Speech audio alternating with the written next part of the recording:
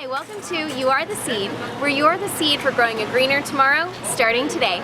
I'm your host, Paige Wellborn, and I'm dedicated to inspiring you to creating a greener future for all of us by showing you easy ways to green your life, changing the world one small habit at a time. In today's episode, we're here at the Park Slope Food Co-op, and we're going to be talking about the dirty dozen of the produce world.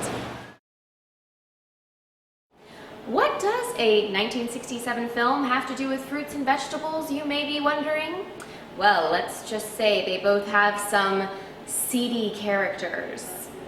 Joking aside, these fruits and vegetables have especially high levels of pesticides and insecticides within the flesh of the fruit, which therefore cannot be removed with any amount of scrubbing or washing. This apple, for example, not only has pesticide on the skin of the fruit, it has also absorbed an average of 36 chemicals into the flesh of the fruit, which can't be removed with any amount of washing.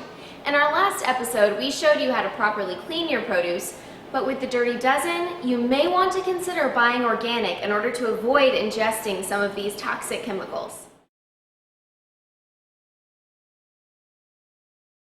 The Environmental Working Group has composed a list of the 12 most contaminated fruits and vegetables, known as the Dirty Dozen.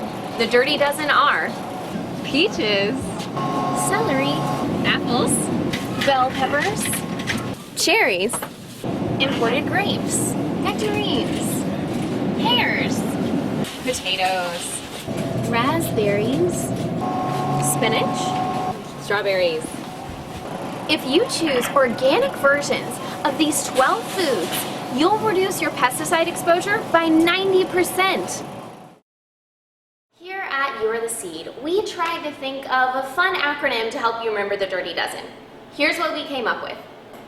Please always properly clean, not safe contaminants like gross pesticides saturating produce.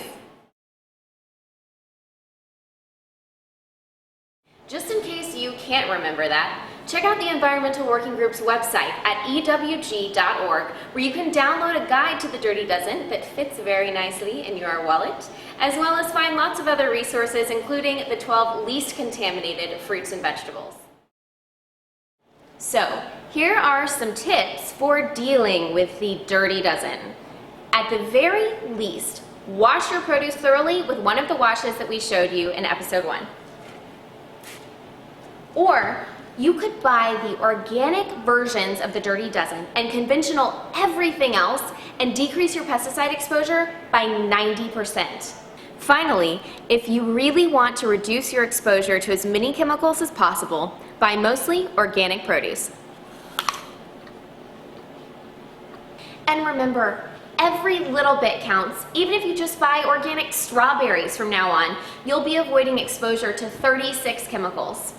Incorporating these small changes now makes a big difference in the long run for your health and the planet.